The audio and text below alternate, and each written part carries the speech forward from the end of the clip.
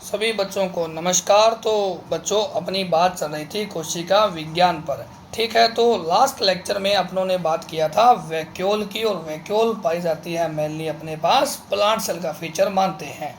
ठीक है, और लास्ट लेक्चर में अपनों ने वैक्यूल के टाइप्स के बारे में बात किया था, और मैंने आपको बताया था कि वैक्यूल 4 प्रकार की होती है। जैसे कि पहला फूड वैक्यूल, दूसरा सैप वैक्यूल, और तीसरा कॉन्ट्रैक्टाइल वैक्यूल, और फोर्थ नंबर थी गैस वैक्यूल। ये gas vacuole only prokaryotes organism में पाई जाती है, जो कि लिपिड लेयर की नहीं बनी हुई है।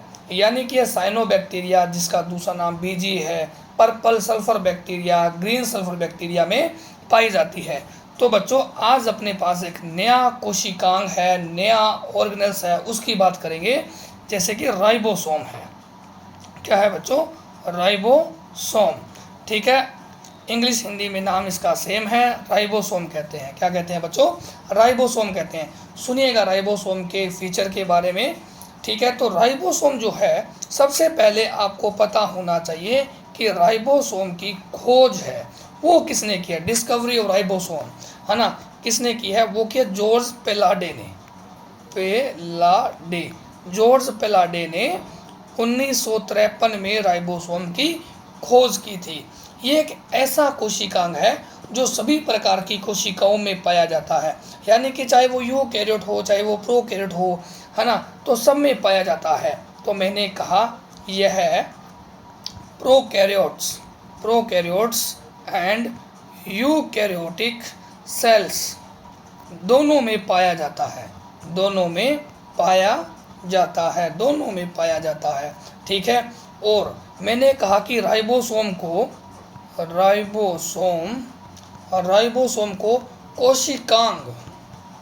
कोशिकांग के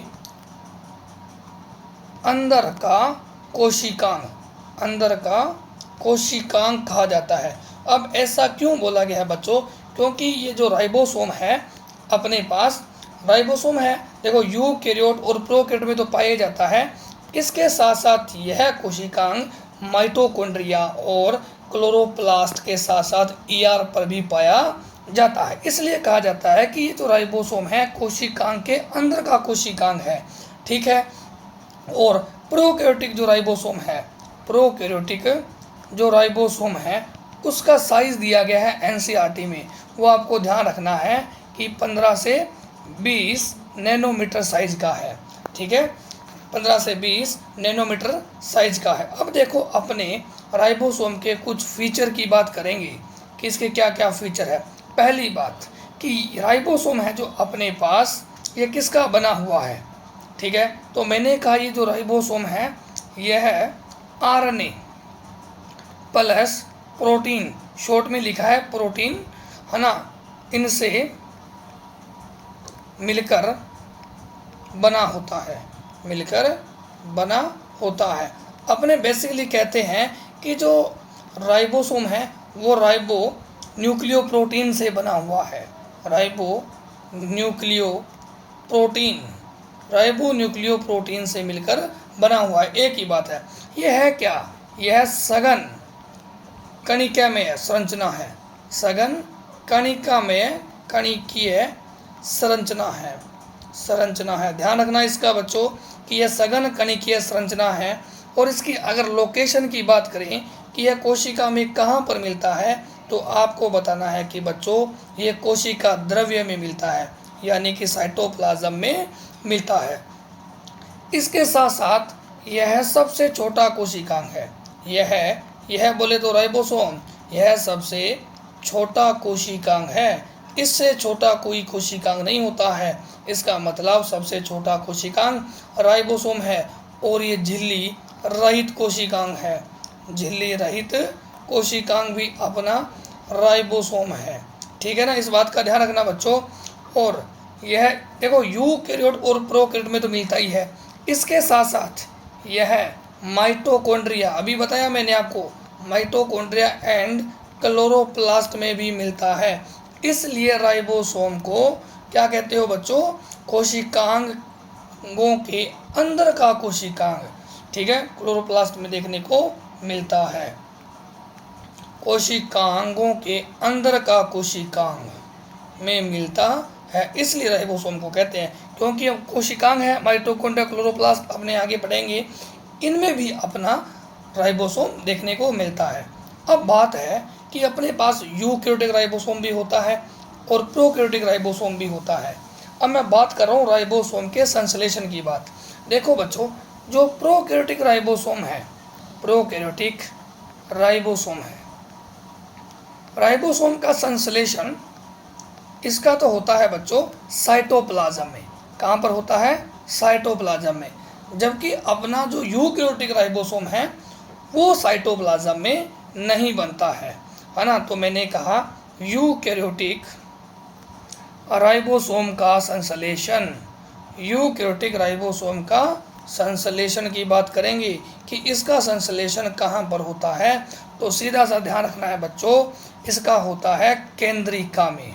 कहाँ पर होता है? केंद्रिका, बोले तो न्यूक्लियोलस में होता है। कहाँ पर होता है बच्चों? न्यूक्लियोलस में होता है।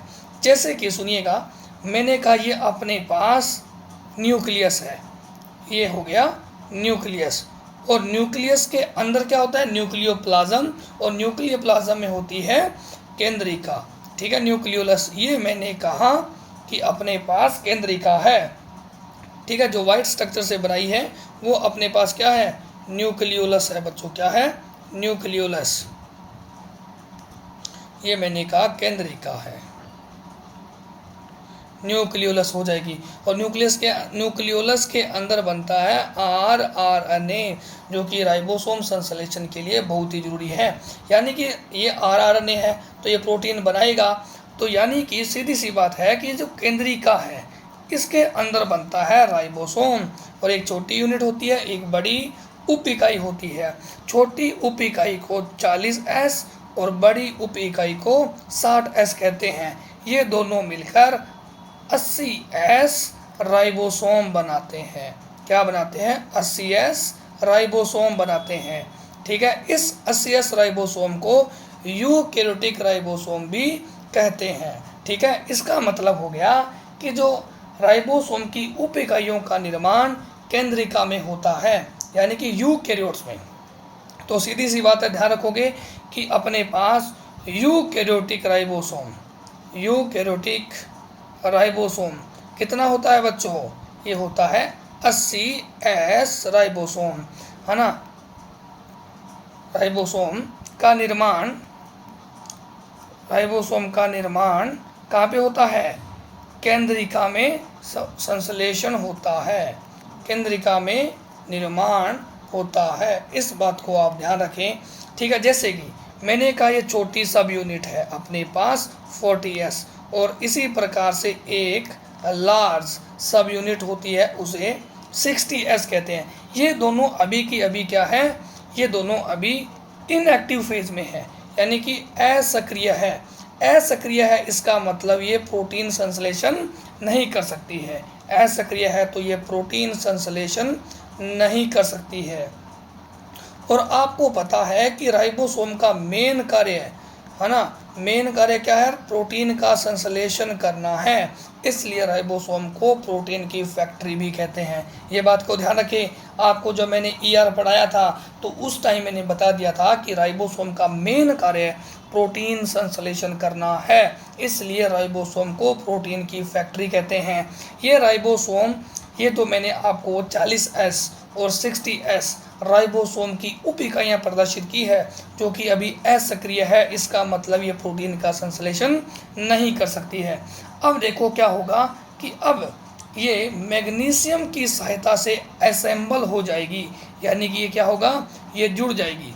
ये लार्ज सब यूनिट जिसे मैं 60S कहता हूँ, और एक छोटी सब यूनिट जिसे अपने 40S कहते हैं।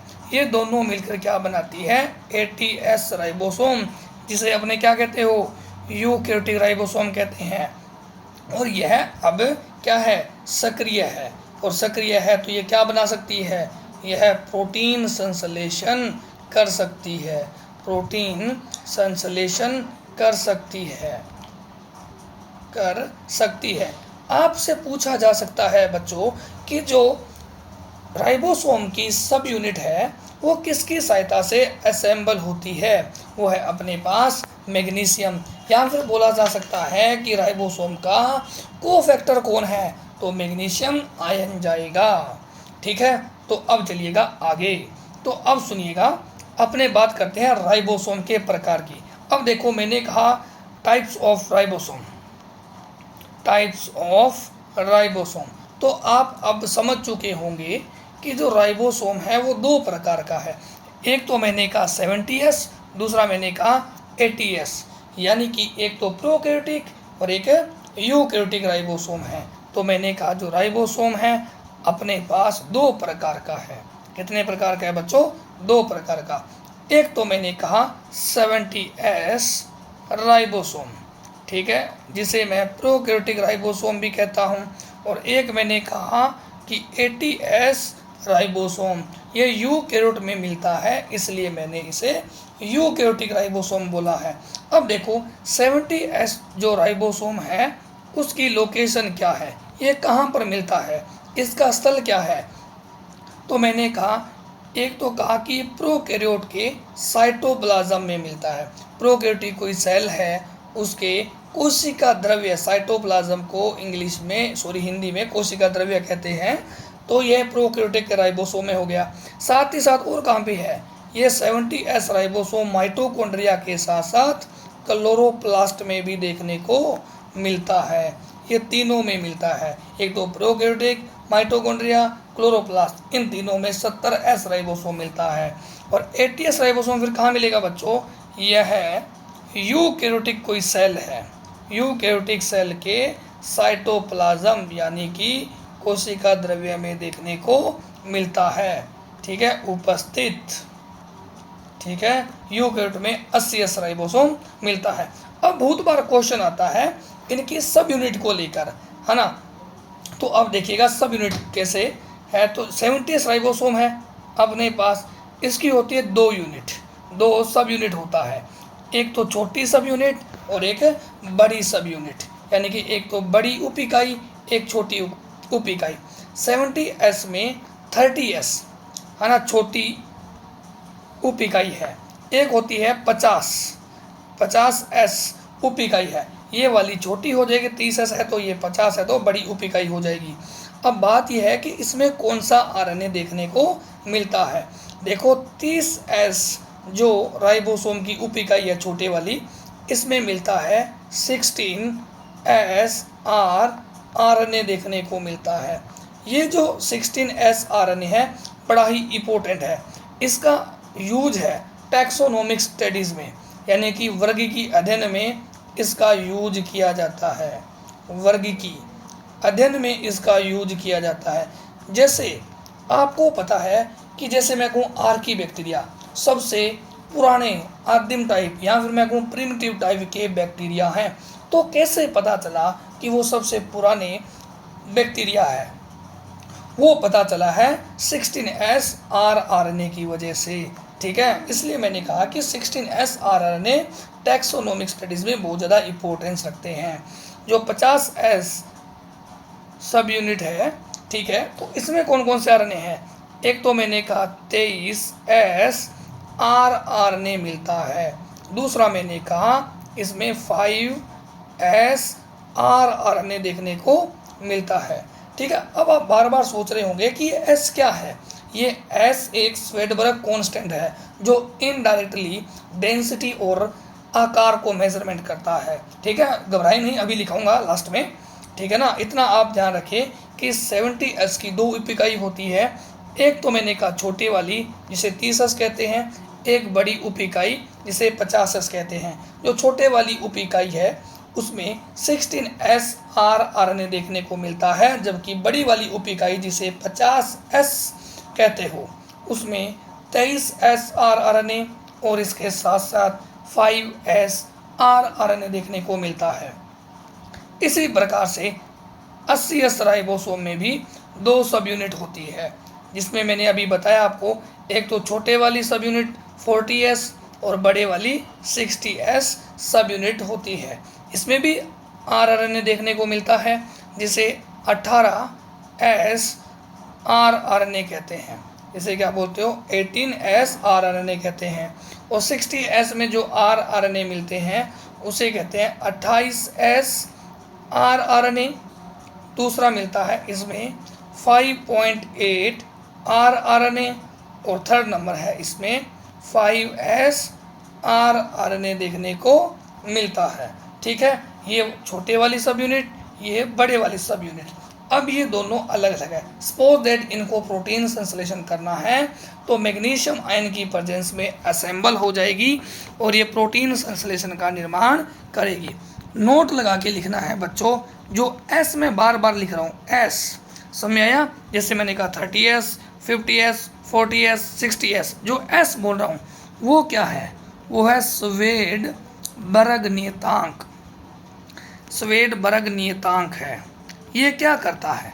यह अप्रत्यक्ष रूप से, ये क्या करेगा बच्चों? अप्रत्यक्ष रूप से डेंसिटी, बोले तो घनत्व एवं आकार का मापन करता है। आकार का मापन करता है। ठीक है, it is indirect measurement of density and size. ठीक है, तो ये बात ध्यान रखना है आपको। एक बड़ी अच्छी इसके बाद टर्म आती है जिसे मैं कहता हूँ पोलीसोम। हिंदी इंग्लिश लगभग से सेम है, तो आप ध्यान रखें, इंग्लिश का याद करें पोलीसेम, या फिर कहते हैं इसे पोलीराइबोसोम। पोलीराइबोसोम, शायद इसे बहुसूत्र कहते हैं, या फिर इसी का दूसरा नाम इर्गोसोम भी कहते हैं। ठीक है, ये अपने पास एक डेफिनेशन है। अब ये है क्या, इसको समझे। मैंने कहा कि ये मेरे पास कोई mRNA है। ये क्या है बच्चों? mRNA।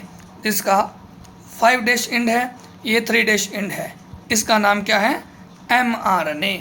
देखो राइबोसोम के भी, आरएनए के भी कुछ टाइप होते हैं, जैसे mRNA, tRNA, rRNA, ऐसे टाइप होते हैं। एक होता है mRNA जो टेम्पलेट प्रदान करता है। ये जो मैंने बोला ना 5 एंड से 3 एंड, ये क्या टेम्पलेट प्रदान किया है। अब इस पर क्या होता है कि राइबोसोम आकर एक के बाद एक जुड़ने लगते हैं। अब देखो, ये राइबोसोम की बड़ी सब यूनिट, ये छोटे वाली सब यूनिट आपस में जुड़ी हुई है, इसका मतलब ये प्रोटीन संश्लेषण करेगी। तो मैंने कहा ये कोई रस्सी है, उसके ऊपर एक के बाद एक राइबोसोम आकर जुड़ने लगते हैं, तो उसे आप क्या बोलोगे? पोलीसोम, या फिर इर्गोसोम, या फिर आप क्या कहोगे? अपने पास पोलीराइबोसोम हो जाएगा। ये देखो, इस प्रकार से एक के बाद एक राइबोसोम आकर जुड़ने लगते हैं। इस कंडीशन को, इस प्रोसेस को आप क्या कहोगे बच्चों? ये पॉलीपेप्टाइड चेन बना दी इसने। क्या बना दी? Polypeptide chain. ठीक है, तो ये मैंने कहा ये अपने पास पॉलीपेप्टाइड चेन, ये होगी पॉलीपेप्टाइड चेन। ये जो आपको दिखाई दे रही है पॉलीपेप्टाइड चेन है, यानी कि ये प्रोटीन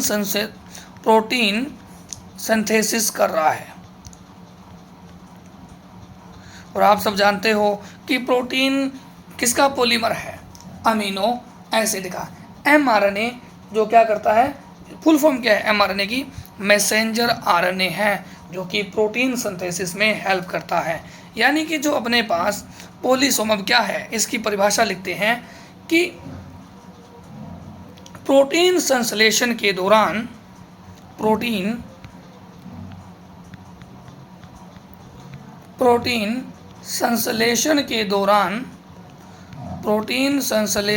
दौरान क्या हो रहा है बच्चों?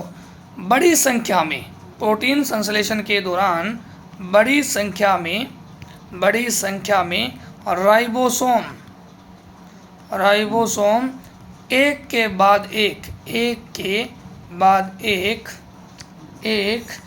mRNA पर आकर जुड़ने लगते हैं। mRNA पर आकर जुड़ने लगते हैं। इस कंडीशन को आप क्या कहते हो? mRNA पर आकर जुड़ने लगते हैं। इसे हम क्या कहते हो बच्चों? पोलीसोम कहते हैं। इसे क्या कहते हो बच्चों? पोलीसोम कहते हैं। ठीक है ना, इसे क्या कहते हैं? पोलिसोम कहते हैं। ये अपने पास पोलिसोम, पोलीराइबोसोम या फिर इर्गोसोम की बात हुई। सीधी सी डेफिनेशन ध्यान रखना है कि प्रोटीन संश्लेषण के